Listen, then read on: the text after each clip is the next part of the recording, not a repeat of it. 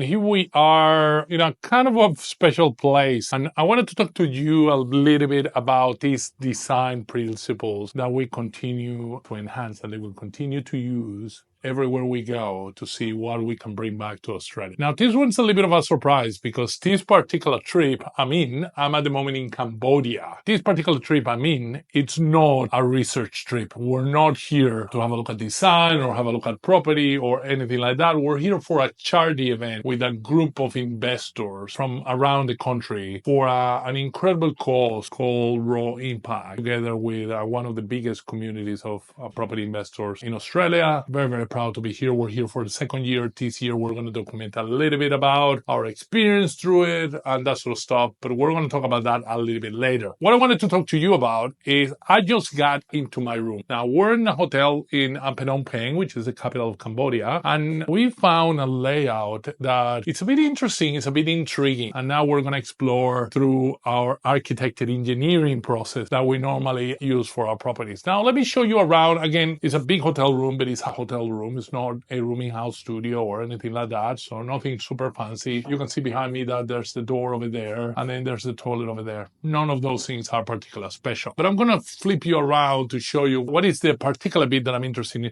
That's a wardrobe there. You know, they have a little bit of a space there to put bags and things. Again, nothing special. Same kind of stuff that you see in almost every hotel room around the world. And then over here, you have a bed, couple side tables. Again, nothing particularly special. I want to show you what they've done with the kitchenette and how they created space out of nowhere. People in Cambodia are incredibly resourceful because they come from incredible struggles over the years. And like I said, we're going to talk a little bit about what we're doing here and how we intend to help people. However, that background sets them to be incredibly creative. And what they've done here is kind of quite interesting. Again, I'm pretty sure they wouldn't think it's particularly special, but I actually find it quite interesting. And to be honest, I actually find it a little bit attractive and probably something that we should consider and explore whether we can implement in Australia, whether it will work, whether people will like it. We're not sure if any of those things are the case yet, but I think it's worth an exploration. So let me turn you around to see this bit here. This center bit is, if you see kind of around there, you can see there are a whole bunch of electronics there, kind of a little bit like a desk type of thing. The TV is just hanging off the wall there. And then on the other side of that module, again, that's the TV there. On the other side of that module, you have what will be this very small kitchenette in this particular instance. However, let me tell you what they've done. They've removed that cabinetry from the wall. And by doing that, you end up with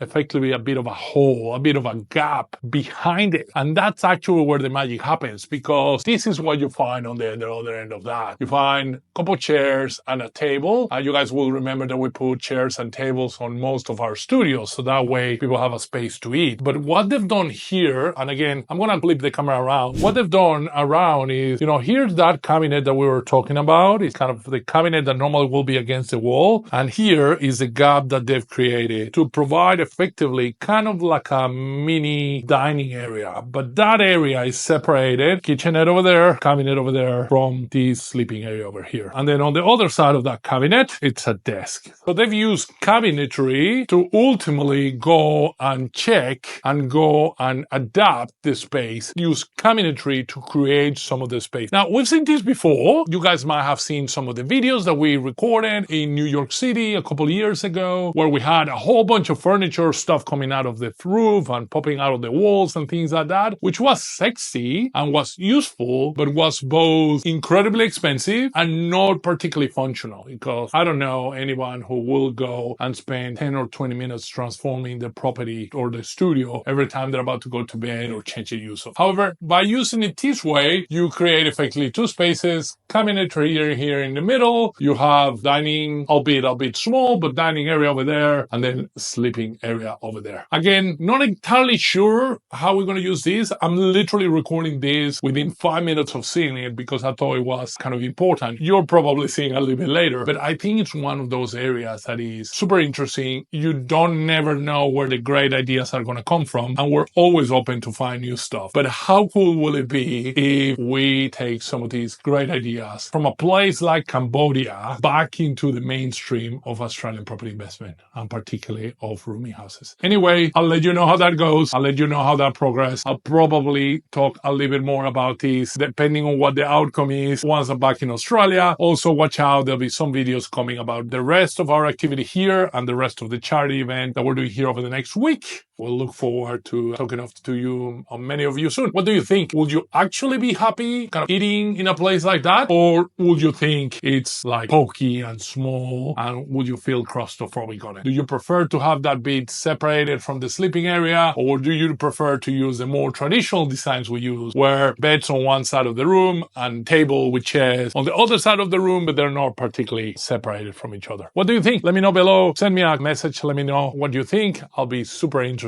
to see what the opinion is. And again, like I said, we haven't formed an opinion on this yet. We find it interesting, so we're going to go and study it. And your opinion is super important. Will you live in a place like this?